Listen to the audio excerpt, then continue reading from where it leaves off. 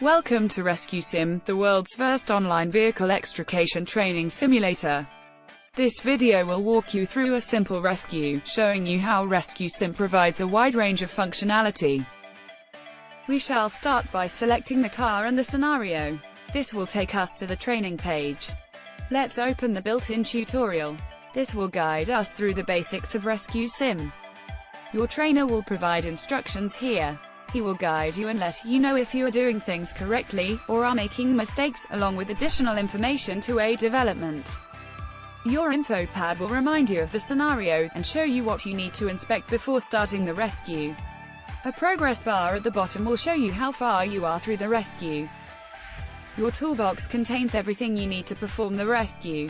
Use the left and right arrows to scroll through the tools and actions that are available to you. The dashes at the bottom are quick links to each toolkit. To use a tool or perform an action, simply click on the item and drag it over to the car and click when you have positioned it in the correct location. You can also rotate equipment to simulate the correct approach or angle.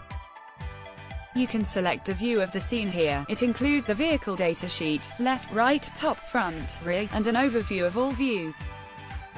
Let's start the rescue. A 360 assessment must be carried out to identify hazards and gather the information needed to formulate a plan and prioritize actions. The info pad shows the areas you need to inspect. These will turn green once completed. To identify the fuel type, we need to change views to find the filler cap.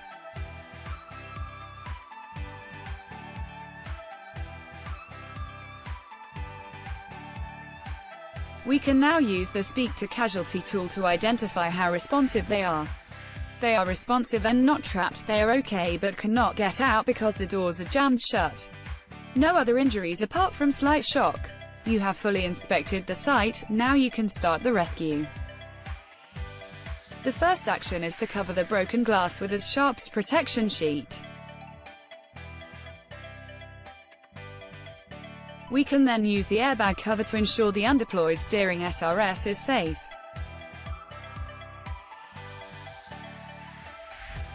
We can now look at opening the door using a crowbar.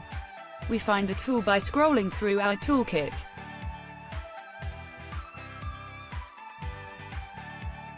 The door is now open and we have access to the casualty.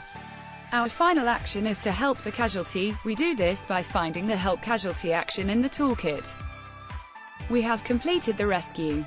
You are now ready to explore some more complex scenarios.